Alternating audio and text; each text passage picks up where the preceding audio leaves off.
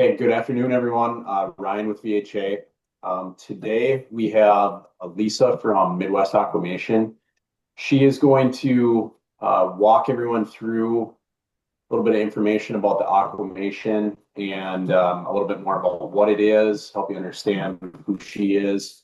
And um, we chose to partner with Lisa rather than making the investment in the aquamation process ourselves, simply because one, space, and two, it's a bit of a new process that we didn't fully understand. So we felt it was better to partner with someone that already had experience with it. Many of you will probably already see the aquamation process live in your AngelPop portal. It is a package available. One of the things we wanted to maintain was that the typical VHA clinic members would not see any difference in their process. So they would follow the typical process of animals being picked up and animals, the cremains being returned. All the earn options remain the same. All the special services options remain the same. We just have a partner on the back end that actually performs the aquamation process. Everything else is performed by VHA. So that person is Lisa, and she will walk you through more about her company and about the aquamation process. And if you have any questions, we ask you save them until the end, and then hopefully Lisa can answer those for you. Awesome. Thank you, Ryan. Super excited to be here today with you guys. Like he said, I'm Lisa Zahner with Midwest Aquamation. Just first want to thank VHA for the partnership. It's been really exciting to be able to partner with an amazing team of people and professionals, and to be able to just really bring this to all of you out there, whether it's Twin Cities or greater Minnesota, a bit of Wisconsin area. So being able to touch a bigger area, we're really excited about that. So I have a presentation I'm going to show you all, and we're just going to go ahead and jump into that here really quick. One moment.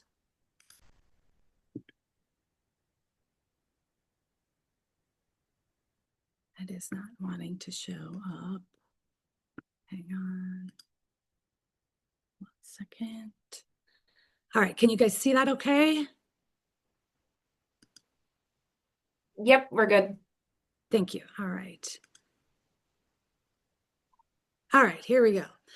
So first of all, thank you guys again for just giving me time to be able to present, tell you guys a little bit more about aquamation.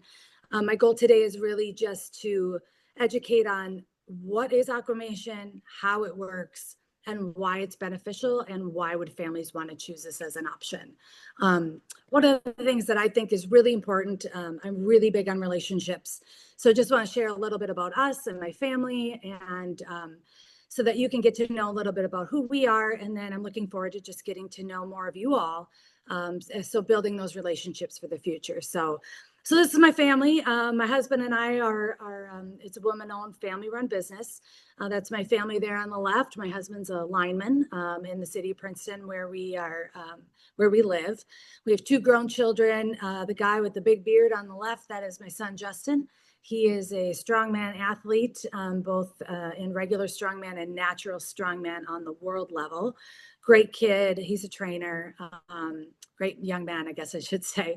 My daughter, Aaliyah, there, she is a college student at University of Northwestern St. Paul, studying music education. She is also very involved with their worship arts ministry, so she's a worship leader there as well. Picture there is my son and daughter and I when Justin won Strongest Man again this year. And then, of course, I need to introduce my fur family. We've got Odin, our Dobie. He's our first Dobie. We will probably always have one after him. He's an amazing dog, very stereotypical, chews all of our blankets into cottage cheese, and he is a very stereotypical Velcro dog. And then we have a new dachshund this year. This is Millie, and she, just like most dachshunds, thinks she's bigger than she is, and tries to take on the Doberman at all opportunities that she has. So that's a little bit about us. Thanks for letting me share that with y'all. Okay, so we're going to jump right into it. I'm going to go through quite a bit of things pretty quickly. Some things might get repeated a little bit, and that's okay. Kind of helps us to remember them. And then, like we said at the end, we're going to just kind of jump into questions. So what is aquamation? So aquamation is basically water cremation.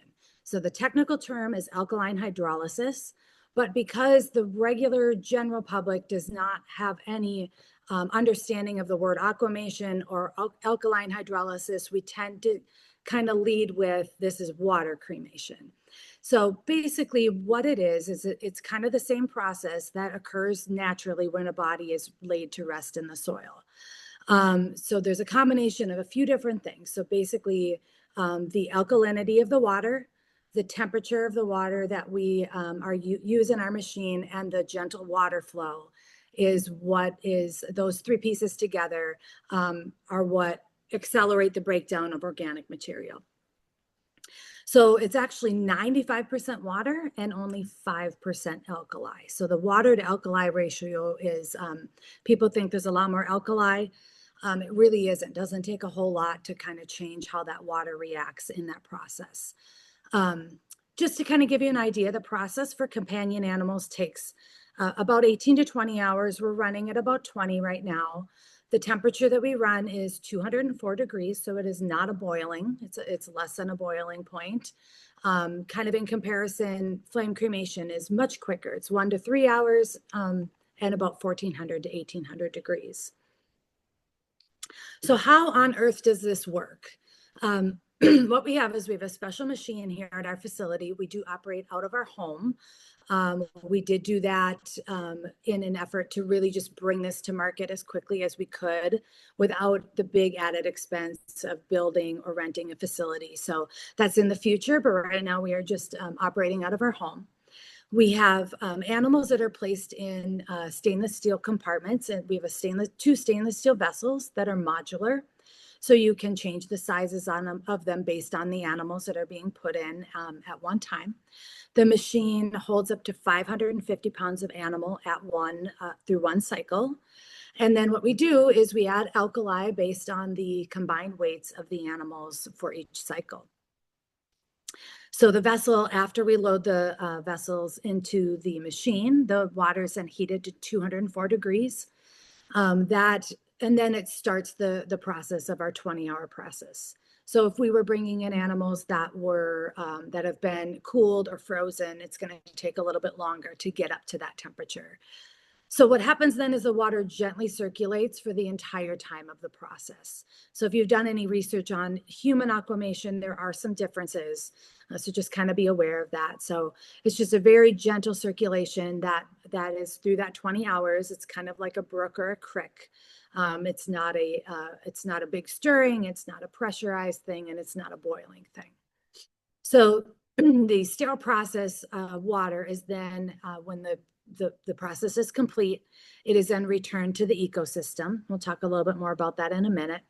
The remains are rinsed, and what remains at that time is the inorganic bone and any other inorganic items that are in the machine at that time. So if the animal had consumed something and there was contents in their stomach that weren't supposed to be there, like a blanket for a Doberman, or even just surgery items. So if they have titanium plates or if they have microchips, we can sometimes find those. So any inorganic material, but as far as the animal itself, it's going to be the bone that remains. And the bones are then processed into powder, and then we return those to the family. So I am not a scientist. I have not done all this amazing work that you guys have done in this industry. So there's some sciencey things that I like to share, but I'm going to kind of more read it just because I'm not a big sciencey person. So basically, it's the water that is performing the breakdown of the organic material. It's not the alkali. So the alkaline environment changes the behavior of the water molecules, causing them to dissociate into hydrogen and hydroxide ions. Equally important are the other two pieces, the continuous flow of the solution and the heat of the water. So during that process, all the fats are reduced to salts, the proteins to amino acids and small peptides, and the carbohydrates are reduced to sugars. So that's some science information for y'all. Okay, so this is a picture of our facility here in Princeton, Minnesota. That is the aquamation machine right there with the yellow steps in front of it. You can see kind of above it there, we have a gantry crane and there's a hoist. So in the foreground there, you can kind of see the corner of one of our stainless steel vessels. And you can see there's like 2 or 3 compartments. So like I said, they are modular. So those are lifted up with the crane and they are hoisted into the machine and they are double stacked. So we have 2 stainless steel containers that are added in there. Also, with that being said, is we have an option too that if we had a vessel, a stainless steel container in the bottom, and we had a larger animal, there is one sleeve that is basically a bottomless container, so that we could have an animal that is taller that would fit into the machine at one time. So we can accommodate some of those larger animals that maybe wouldn't just fit in the smaller container. To the left, you can see a little bit, we have a place where the bones are dried. So we have a drying container that's there. So after we remove the bones, they are dried and then they're moved to the right side there where we then pulverize them into what you would consider as ash or as cremains. Top right here is just a picture. It kind of gives you a good visual of what this looks like after the fact. So this animal here was a bulldog that was placed into just one container. It took up we had that one in the container by itself. And it's so gentle. You can see that it literally stays in the exact same position that it was in during the process. So you can see those jaw bones in the upper left corner. You can see those rib cages kind of in the middle and some of those legs there on the bottom and the right. So interesting fact is when the remains are dried and pulverized, oftentimes they come out very light in color. They can be very white and pristine, but it can vary. So the picture at the bottom here is from another provider from a different state that offers pet aquamation. And all of these animals, so there's 8, 9, 10, there's 11 animals there. They were all in the machine at the same time. So the liquid effluent was circulating throughout these different animals, but each animal, again, was in its own compartment. And you can see that it did not change the nature of each animal's bones. So the animal's bones can vary based off of many things, I would imagine. I guess I don't know all the science, but I would imagine that some of it might have to do with breed, age of the animal, whether or not they were sick and they had cancer and bone cancer, if they'd been on different medications. So it's just very interesting to know. I know a lot of times people say, wow, aquamation, the cremains are very, very white. But just wanted to share that with you in case somebody did look at their cremains and they were darker, to know that it can very much vary based off of each animal. So why is aquamation important? Why is this something that we should consider offering? And why do families think that it's an important thing to add as an option? So basically, this is a really, really good thing for the environment. It is 90% more energy efficient than traditional flame cremation and has virtually 0 carbon footprint. It's about 1/10 of the carbon footprint of traditional flame cremation. Couple of the other benefits of it is there's a total pathogen kill. So any diseases, pathogens are completely neutralized during this process. So no toxins are going to be returned back to the ecosystem. Any medications also that might be in the animal system are also completely eliminated. So all DNA, RNA, diseases, pathogens are completely eliminated, and the liquid effluent is completely sterile. So speaking of the liquid effluent, so the effluent that remains at the end when we drain that off is actually a very positive addition to the environment. So if it is brought to a wastewater treatment plant via like either the city sewer, or if we were to bring it in a separate container, like a tank, it's actually a positive addition. So the wastewater treatment plant actually wouldn't need to add as many chemicals to return that water back to your home. And it's also can be used as an organic fertilizer. So it is 100% organic fertilizer. So for us here, we live in Princeton, so we don't use city water and sewer. We have a septic system and a well. And so for us, we actually offload all of our effluent into tanks, and then they can be brought to many different locations. So we've used it here as fertilizer on about 6-7 acres of alfalfa that we have here. It can be used as fertilizer on our grass. We can share it with neighboring farmers if they would like to. And if there's farms too that are strictly organic farms, we can offer that as a fertilizer for them. So, and then we could also, in addition, just bring it to our wastewater. And we've had conversations with them and they said it's more than welcome to be brought here because it is such a positive thing for them and for the environment. So you guys have a lot to do. You have a lot of things to worry about in your clinics. Being able to bring and offer and share a whole new process. I know that's a lot, seems like a lot of work and seems like a burden. So what we want to do is we really just want to ask you to just present it as this is an additional option. It's not going to be something everybody wants to do, and that's fine. But we're excited to just be able to say, you know, to families that maybe if they have right now they might have an option to take their animal home and do burial at home. I know that's not something that everybody can do, but that is one option. They can take their animal and they can choose to bury that at their wherever they choose to do that. And then just to be able to explain that we do have 2 different options for cremation. There is traditional flame cremation, and then there is also an option for what we call water cremation. I have a rack card that I can share with you guys that has like 5 super quick bullet points to help explain what aquamation is. And then we've got a really great website, but just going to talk through a couple of the main points. When people go, what on earth is that? I don't know anything about aquamation. We want to try to make it easy for you all. So basically, you would just tell them that aquamation is a process that uses water instead of fire to break down the organic matter, just like what happens in nature. So it is a very similar process to if you were to bury an animal in the soil. But instead of it taking, you know, months or years, it's going to be breaking down that organic material in more like 20 hours. So just letting them know it's uses water. It's somewhat of a more kind, gentle option. And then just letting them know that, you know, the water solution is released for recycling, that the individual bones for each animal are processed into powder and returned to the family. Then you can also share that, you know, it's over 90% more energy efficient than traditional flame cremation. It's virtually 0 carbon footprint, and that there's no diseases, toxins, or chemicals that are returned to the soil or the air.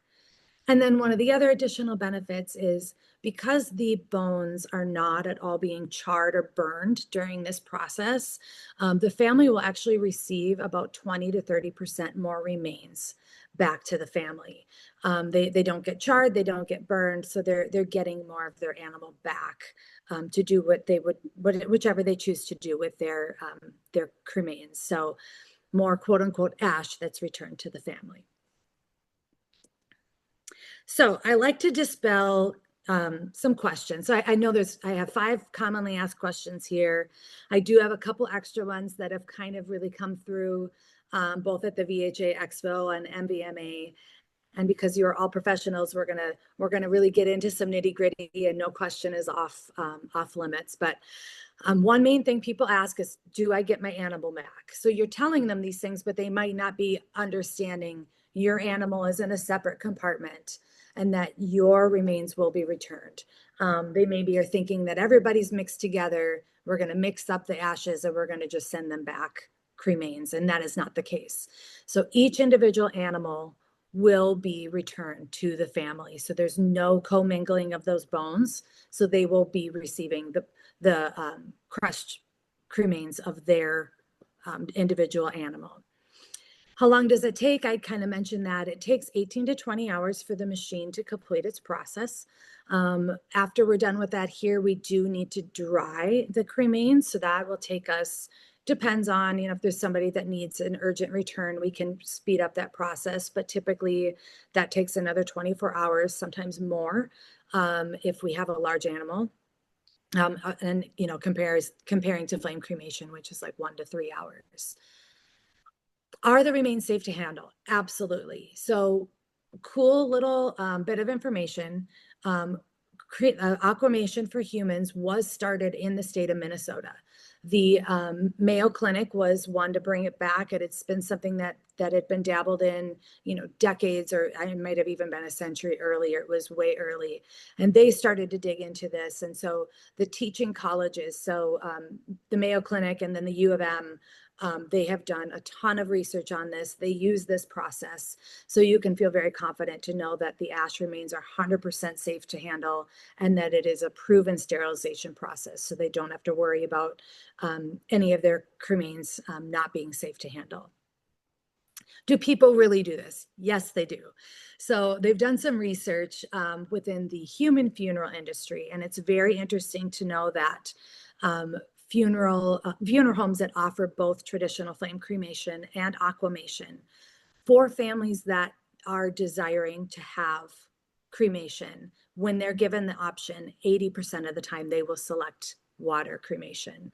So I thought that was very, very surprising. So it just really speaks to the fact that once people know that this is an option, that they have choices, they are very, very excited and thankful for it. And they do choose it when they know there's the option.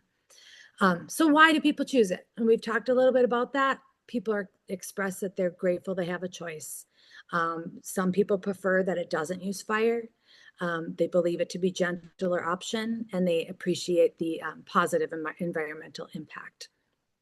So now I'm going to answer some of the questions that had come up or that we had overheard a little bit. So I had a home euthanasia gal that we've worked with a little bit, and she's learned quite a bit about our process and is very passionate about it. And she happened to be walking by the U of M booth at MVMA this week, and she overheard somebody saying, yeah, it's soup. Like they turn animals to soup. And she was so sweet enough to just kind of go and step in there and be like, actually, no.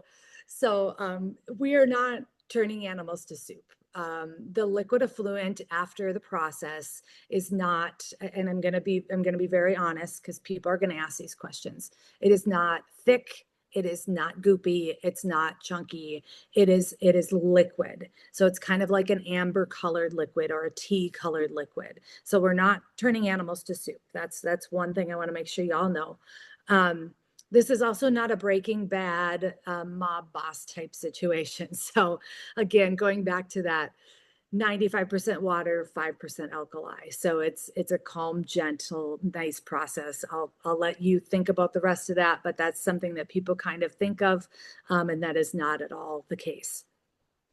People have asked a little bit about what does that smell like? Just out of curiosity, because again, people's minds start wondering and they get curious. And so just so that you guys are aware, it is not at all a rotting type of a smell. It's more, I would liken it to warm, wet dog mixed with a little bit of ammonia. So not something I would put in a diffuser and put in my house. It's not a lovely smell, but it definitely isn't something that is super offensive. So it's a pretty chemical, well, I wouldn't even say chemically. It's a pretty natural smell. And it's not a vile smell. So just so you know that. Lastly, bone preservation. So we do have some information we mentioned on our website that bone preservation is an option. However, it's important to know that bone preservation, because like I said, the bones are remaining in the container after the effluent is drained off. But the bone preservation cannot be done after the process is completed. The bones are very, very brittle. You could take a femur of a bulldog and pick it up and basically crumble it with one hand. So just know that if you have clients that come in and families that come in and they're asking about bone preservation, you would maybe need to talk to us on a little bit of a more personal level. That's something that needs to be done in a whole different process, and it would need to be done prior to the aquamation. So if that comes up, I just want to make sure that I'm mentioning that for you all.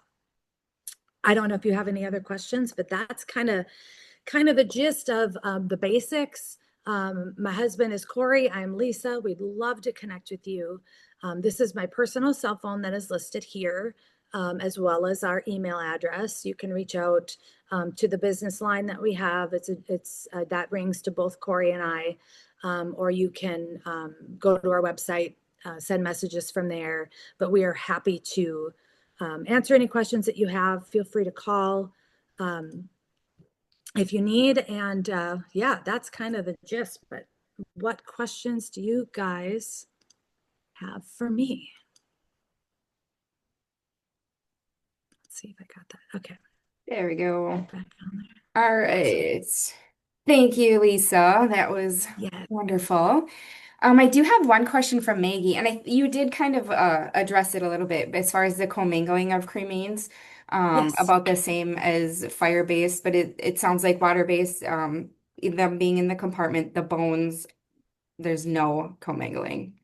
Correct. The Mhm. only thing that would be considered commingling would be that the liquid is circulating throughout. Mhm. So there could potentially be an option if somebody said, I don't even want my animal in with other animals, and I want my animal in the machine alone. It would be a very high premium price because it's a lot just, to run the whole machine through a process just for one animal. But really, we would consider this to be individual because they are not, the bones that you are being returned to you are not commingling. Yeah, so that's a great question. Yeah. Perfect. So far, that's the only question I've seen come through. We'll just give it another minute. If you want to have a question, go ahead and type it into the chat or the Q&A box. Oh, here's Q&A. Julie is wondering, do teeth become brittle like the bones? Great question. Most of the time, teeth are the hardest thing after everything that we've done. So I would say if there was any option for something to be preserved after the fact, it would potentially be teeth, especially on the larger animals. But again, it couldn't be something that we could guarantee, long term. Usually we find that a lot of like the root area becomes more crumbly, but the tooth itself with the enamel tends to be very, very strong still. So we usually try to get those to be pulverized as best we can with the cremains. But if it's something somebody was like, I would really love some teeth, we could do our best. If there was a way to notate that, to kind of have those separate, it's something we could potentially do. Great question. Well, yeah, that's a really good question. I never thought of that. Yeah. And here, kind of just to have you guys see, like, here's some surgery pieces that come out absolutely perfect. We even have, here's a little microchip that made its way through. So super, super gentle. And then here's some cremains of a nice Doberman. It just turned out really, really nice. Yeah. Any other quick questions? Not seeing any other questions come through. Well, don't hesitate to reach out, y'all. You can just send an email if you have another one that you'd like offline. You're more than welcome to shoot me a text, and we can communicate that way if it's easier when you have a moment. Definitely willing and open to answer questions. So Perfect. Sounds awesome. good. Thank you, Lisa. I will be sending a Thank follow-up you. email to everybody with their contact information. Feel free to reach out to us or to them. We can always connect you and get all your questions answered. Awesome. All right. Thank you, Thank guys. Thank you. you so much for taking time out of your schedule today, everybody. Hope you have a good week. Thank you. Thank you.